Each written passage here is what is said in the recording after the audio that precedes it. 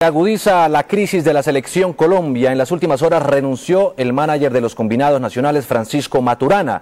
La noticia se produjo después de la renuncia de Hernán El Bolillo Gómez. El manager es una persona... La renuncia de Francisco Maturana al cargo de director para el desarrollo de las selecciones nacionales de fútbol se conoció este lunes durante la reunión del Comité Ejecutivo de la Federación Colombiana, que analizaba el futuro de la selección Colombia tras la renuncia irrevocable del técnico Hernán Darío Gómez. En una entrevista publicada por el diario El Tiempo, Maturana aseguró que su dimisión no tiene nada que ver con el escándalo de agresión a una mujer por parte de Hernán Darío Gómez, sino que fue motivada porque se sentía inútil y que estaba estorbando en la federación. Maturana, que trabajará hasta hoy, había llegado a la federación como manager de selecciones en marzo de 2010, luego de haber clasificado a Colombia a los mundiales de Italia 90 y Estados Unidos 94, además de haber ganado la Copa América en 2001. Se cerró así el capítulo de Hernán Darío El Bolillo Gómez. El técnico presentó su renuncia irrevocable a la selección Colombia y la federación la aceptó. El nombre que toma más fuerza para sucederlo es el de Gerardo Tata Martino, ex seleccionador de Paraguay. El pronunciamiento desató la cascada de decisiones y reacciones lo produjo el presidente Juan Manuel Santos. Después del lamentable y muy condenable episodio del Bolillo, yo creo que la Federación de Fútbol debería o debe considerar la posibilidad de contratar un entrenador del extranjero para introducirle nueva sangre, nuevas ideas a la selección. Horas después, la federación hizo público en un comunicado la renuncia irrevocable de Hernán Darío Gómez a su cargo y que luego ratificó en rueda de prensa. Esa renuncia irrevocable presentada por el profesor Hernán Darío Gómez, pues por ser de este carácter, ha sido aprobada plenamente por el Comité Ejecutivo. Luis Bedoya también se refirió a las declaraciones del presidente Santos. Es indudable que el concepto del presidente Santos debe ser tenido en cuenta, pero creo que más allá de si es nacional o extranjero, lo que requerimos es un perfil que nos dé condiciones y que nos dé las posibilidades de lograr nuestra clasificación a Brasil 2014. El Comité Ejecutivo de la Federación apoyó la continuidad de Leonel Álvarez en la selección y Francisco Maturana como manager general de los combinados nacionales. En contraste con la difícil situación que vive la selección de fútbol, en España se registró un multitudinario acto de presentación del delantero colombiano Falcao García como nuevo jugador del Atlético de Madrid. Más de 10.000 seguidores del equipo colchonero lo esperaban a la entrada del estadio Vicente Calderón. Los colombianos radicados en España le dieron la bienvenida al nuevo ídolo del Atlético. Falcao firmó balones y compartió algunos minutos con sus seguidores. Regaló camisetas, balones y posó con los fanáticos que lo seguirán durante los próximos 5 años. Falcao García es el jugador más caro en la historia de Colombia y la más importante contratación del equipo madrileño. Un impresionante video de una cámara de seguridad muestra el momento en el que un hombre asesinó a un soldado profesional dentro de un restaurante en Santa Marta por oponerse a un atraco. La policía capturó al autor del crimen.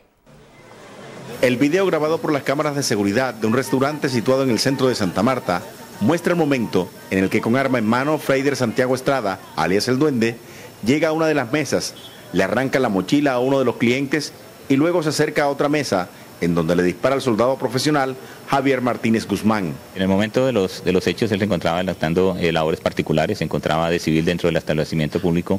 Al parecer intentó oponerse al atraco, ya que él poseía un arma de fuego y ante la oposición que presentó el soldado, el sujeto optó por dispararle. Según el coronel César Fernando Granados, comandante de policía en el Magdalena, los atracadores del establecimiento comercial fueron 4, 3 de los cuales aún están huyendo. Consideramos que esta persona hace parte de una banda dedicada al hurto. Ya tenía una condena y una captura anterior por tráfico y porte de armas. La persona, de acuerdo a las informaciones recogidas, hace parte de una banda que al parecer integran unas 6 personas. La captura de alias El Duende se realizó en el municipio Zona Bananera, gracias al apoyo de la comunidad, informó la policía. 2 hombres a bordo de un vehículo lanzaron un artefacto que explotó frente a un supermercado en el norte de Bogotá. 3 viviendas resultaron afectadas. Mientras Bogotá duerme, el ojo de la noche está despierto. Aterrados se encontraban esta madrugada los habitantes del barrio Las Ferias en Bogotá. Explosión muy tremenda y de pronto vi un estruendo durísimo y me levanté de una vez. Se escuchó una explosión muy fuerte y pues Por eso salimos a mirar a ver qué era lo que ha pasado. La policía ha verificado las puertas de un supermercado donde explotó un artefacto a las 3:16 de la mañana. Un artefacto explosivo de bajo poder. Ya los técnicos antiexplosivos de la policía acaban de recoger todas las evidencias y ya con esto vamos a iniciar la correspondiente investigación. 3 máquinas de bomberos y 5 ambulancias llegaron a atender la emergencia que averió los ventanales de varias viviendas. Humo de pólvora blanca hacia todo alrededor de la casa. No, pues en primer lugar no pensamos que fue hacia nosotros, sino se escuchó como si hubiera sido a la redonda. Y después fue que salimos y vimos que se afectaron las 2 casas. Las cortinas de las casas cercanas a la explosión sirvieron para que los vidrios no hirieran a las 20 personas que descansaban en 2 viviendas. Aquí en el sitio hay unas cámaras, las cuales ya hemos recogido los videos, ya tenemos todas esas evidencias. Según la primera información que recogieron los detectives de la SIJIN, al propietario del supermercado lo han intentado extorsionar. La Policía Nacional busca en estos momentos por toda Bogotá un vehículo de color gris y donde al parecer huyeron los sujetos que lanzaron el artefacto que explotó. Horas antes, 2 jóvenes robaron y asesinaron al propietario de otro supermercado en el norte de Bogotá. Los delincuentes aprovecharon que el hombre de 30 años estaba a punto de cerrar el local. Ingresaron y robaron el producto de las ventas del día. Al huir, uno de los ladrones disparó contra el propietario, que fue trasladado hasta el hospital de Suba, donde falleció. Y vamos con la noticia internacional del momento. La situación en Libia tomó un giro inesperado en las últimas horas. Apareció Saif al-Islam, uno de los hijos de Muammar Gaddafi, que se supone estaba detenido. El hombre incitó a las fuerzas leales a su padre a seguir luchando. Hacía falta verlo para creerlo. Saif al-Islam, uno de los hijos de Muammar Gaddafi, su heredero político, que se supone había sido detenido por rebeldes, está libre. Apareció en un lujoso hotel en Trípoli para desafiar a la oposición y para demostrar al mundo que no lograron mantenerlo preso. Estamos aquí, este es nuestro país, esta es nuestra gente. Vivimos acá y vamos a morir aquí. Vamos a ganar porque el pueblo está con nosotros, por eso venceremos. Saif invitó a la poca prensa internacional en la capital libia a un tour por los lugares aún bajo control del gobierno de su padre y acusó a la OTAN de manipular la información que reciben los libios y el mundo. La OTAN y Occidente disponen de una alta tecnología que ha perturbado las telecomunicaciones y ha enviado mensajes confusos al pueblo. Se trata de una guerra tecnológica y mediática para provocar el caos y el terror en Libia. Ciertamente reina el terror y el caos. Trípoli es un campo de batalla. Los rebeldes dicen tener control de gran parte de la capital, pero fuerzas leales a Gaddafi no ceden el poco terreno que les queda. Y la OTAN no ha dejado de bombardear la capital para apoyar desde el aire a la oposición. Los hospitales no dan abasto. No tenemos suficientes doctores, ni cirujanos, ni enfermeras. Nos sirve cualquier ayuda que podamos recibir. Tenemos pacientes esperando 3 días a que se les atienda y muere gente aquí todos los días. La violencia solo promete empeorar, con Saif al-Islam repartiendo instrucciones y armas. También hay información de que escapó de su captura su hermano Mohamed. Del padre de ambos, Muammar, el líder libio, no se sabe nada. Con la inminente caída del régimen de Muammar Gaddafi, Libia está a punto de convertirse en el tercer país árabe en derrocar a su gobernante a través de una insurrección popular. Ha sido llamada la primavera árabe, pero más parece una tormenta. La ola de revueltas contra algunos gobiernos de esa región, que tras acumular poder y años tomaron también tintes dictatoriales, causó la caída de Sinn Ben Ali en Túnez y poco después la renuncia de Hosni Mubarak en Egipto. Entonces la insurrección llegó a Libia. El 25 de febrero estalló la protesta de los opositores al gobierno de Muammar Gaddafi. La ciudad de Bengasi sería desde el inicio el bastión de los insurgentes. Pero Gaddafi, astuto y obstinado tras gobernar 42 años, dejó claro que no estaba dispuesto a irse fácilmente. El 17 de marzo, el Consejo de Seguridad de Naciones Unidas implementó una zona de exclusión aérea. Aunque no se aprobó el despliegue de tropas terrestres, se abrió las puertas a los bombardeos de la OTAN. 2 días después empezaron los ataques contra blancos del gobierno. El 22 de marzo, Muammar Gaddafi respondió desde su palacio a los pedidos de renuncia con un no tajante. Sus tropas y sus seguidores emprendieron una dura contraofensiva. Los muertos se contaban por miles y a pesar del apoyo internacional, los rebeldes parecían perder terreno y fuerza. Sin embargo, el 27 de junio llegó otro espaldarazo. La Corte Penal Internacional emitió una orden de detención contra Gadafi y varios de sus asesores por crímenes contra la población civil en la represión de la revuelta. La presión política y los llamados a dejar el cargo se intensificaron, pero no encontraron respuesta. Tras las fallidas negociaciones, la OTAN incrementó sus bombardeos y el pasado sábado puso en marcha el operativo final para ingresar a la capital libia. Abandonado por varios de sus funcionarios más cercanos y prácticamente cercado por las tropas enemigas, Gadafi desapareció del panorama. No se sabe de su paradero, pero aún se oyen los ecos de su promesa: resistir hasta el último momento. Estados Unidos se pronunció ante la denuncia del diario The Washington Post, que dijo que en Colombia se utilizó ayuda de ese país para las chuzadas. El Departamento de Estado negó tener conocimiento de ese supuesto uso de la ayuda norteamericana. Durante una rueda de prensa, la portavoz de ese organismo, Victoria Nuland, dijo que desconocían si alguno de los equipos entregados por Estados Unidos hubiera tenido un uso incorrecto. La Embajada de Estados Unidos en Bogotá también se pronunció. A través de un comunicado, calificó como incorrecta la información que emitió The Washington Post y reiteró que la Embajada de Estados Unidos no ha participado de manera alguna en este tipo de irregularidades, que no ha tenido información al respecto. Una persecución de la Fuerza Aérea Colombiana frustró el envío de un cargamento de droga desde nuestro país hacia México. Los aviones de la FAC interceptaron una aeronave de los carteles mexicanos y obligaron al piloto a que aterrizara en el municipio de Carepa. La persecución fue grabada por cámaras de la Fuerza Aérea.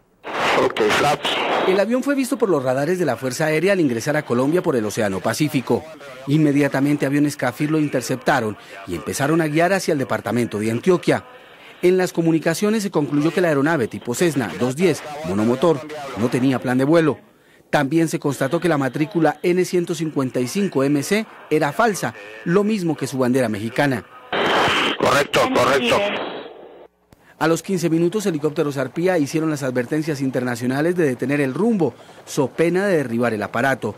Los pilotos accedieron y fueron conducidos hasta el aeropuerto Los Cedros, ubicado en el municipio de Carepa, en el Urabá antioqueño. El avión aterrizó y los hombres de la policía antinarcóticos rodearon el aparato. Ok, listo. Los pilotos bajaron y fueron detenidos. En el avión se encontraron sistemas ilegales de reabastecimiento de combustible en vuelo, por lo que se cree que venía a Colombia por un cargamento de cocaína. Un insólito accidente sufrieron una madre y su bebé recién nacido en Buenaventura. Cuando la mujer atendía la visita de sus vecinos que querían conocer al pequeño, su casa se desplomó y todos cayeron al mar. El pequeño se salvó gracias a que el cordón umbilical no había sido cortado.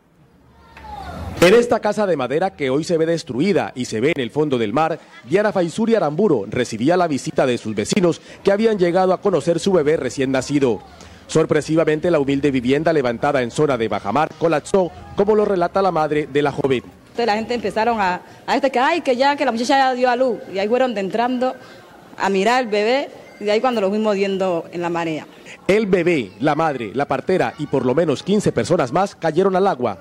El cordón umbilical que no había sido cortado salvó al recién nacido, afirma Gladys Castro, una de las vecinas. Mucha gente gritaba, lloraba, porque pues ya habían sacado a la mamá del bebé y allá al bebé después le encontraron que estaba en un colchón y lo encontraron porque no le han sacado la cosa del ombligo. Antes por esa cuerda un muchacho lo tocó y por ahí se fue guiando y lo sacó. Inmediatamente la joven y su pequeño fueron llevados hasta el Hospital Departamental de Buenaventura. En este momento el niño y la madre están estables en el servicio de pediatría y en ginecología.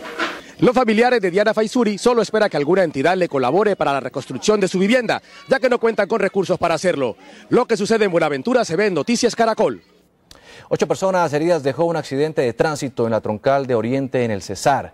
Este bus, que transitaba entre Aguachica y San Martín, rodó por un precipicio y terminó en el fondo de una quebrada. Según el conductor, el automotor sufrió una falla mecánica en su dirección, por lo que perdió el control del mismo. Organismos de socorro rescataron a los heridos y los trasladaron a centros asistenciales de Aguachica, donde se recuperan de múltiples lesiones. La Policía de Carreteras inició la investigación del caso. En delicado estado de salud se encuentra un niño de 11 años que fue arrollado por una buseta en Bogotá. Sus padres no aparecen. Los paramédicos de una ambulancia atendieron a Luis Camilo González, de 11 años, quien sufrió heridas de consideración por el impacto. Cuando iban a remitirlo hasta un hospital, encontraron que el menor estaba solo y, según el niño, sus familiares no estaban en Bogotá. El Ojo de la Noche también registró el accidente de un vehículo que se movilizaba a alta velocidad y terminó sobre el separador de una importante vía de Bogotá. El conductor, al parecer, intentó cambiar de carril y terminó contra un árbol. La policía de tránsito trasladó al conductor hasta medicina legal para realizarle pruebas de alcoholemia. Su acompañante también resultó ileso. A plena luz del día y cuando había un buen número de clientes en una sucursal bancaria en el centro de Bogotá, 4 delincuentes asaltaron a un comerciante que iba a depositar 76 millones de pesos. El robo se registró en esta sede bancaria del centro de Bogotá, a donde ingresaron los asaltantes con armas de fuego para cometer el hurto. Según la policía, los delincuentes encañonaron a un comerciante que llevaba el dinero para depositarlo. Ante la mirada de algunos de los clientes, los asaltantes tomaron la bolsa con los 76 millones de pesos y salieron caminando. Una condena ejemplar emitió la Corte Suprema de Justicia contra el hombre que en el 2008 amenazó con explotar una granada si no le pagaban su pensión. Los hechos ocurrieron el 21 de mayo cuando Edgar Santander Paz, oficial retirado del ejército, ingresó a una sede de una administradora de pensiones en el centro de Bogotá y tomó como rehenes a varias personas. La Corte lo condenó a pagar 14 años y 9 meses de cárcel por los delitos de secuestro extorsivo y porte ilegal de armas. Un escándalo de corrupción sacude la campaña electoral a la alcaldía de Cali. El presidente Juan Manuel Santos denunció que a 2 candidatos descabezados les habrían exigido dinero para certificar las firmas recogidas. Susana Correa y Rodrigo Guerrero optaron por inscribir sus candidaturas a la alcaldía de Cali a través del mecanismo de las firmas y no por un partido político. Guerrero entregó 115.000 firmas, de esas 75.000 fueron revisadas por la registraduría. Tenemos más de 200 movimientos inscritos por ese procedimiento. Si revisamos una a una no acabamos. 45.000 resultaron válidas y 30.000 inválidas, pero como se necesitaban como mínimo 50.000 firmas válidas, la inscripción fue rechazada. Me indica que tengo 70.000 firmas válidas y eso es lo que yo exijo. Algo similar sucedió en el caso de Susana Correa. Según ella, de 152.000 firmas, la registraduría solo le revisó 73.000. Tras anular algunas, le hicieron falta 754 firmas. Mi revisión fue el 48% del total y el de Rodrigo fue el 65%.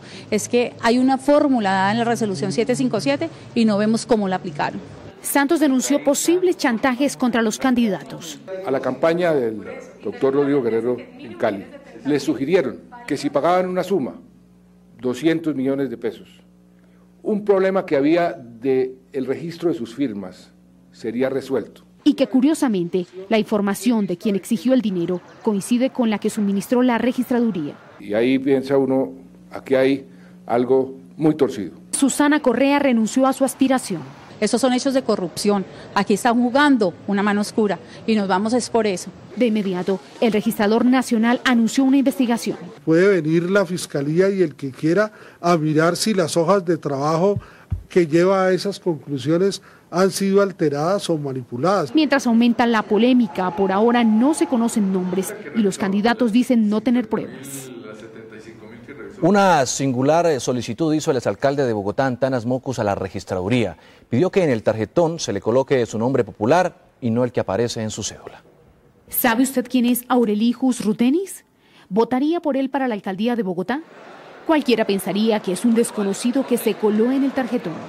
Pero no, se trata del ex candidato a la presidencia y exalcalde de Bogotá, Antanas Mocus.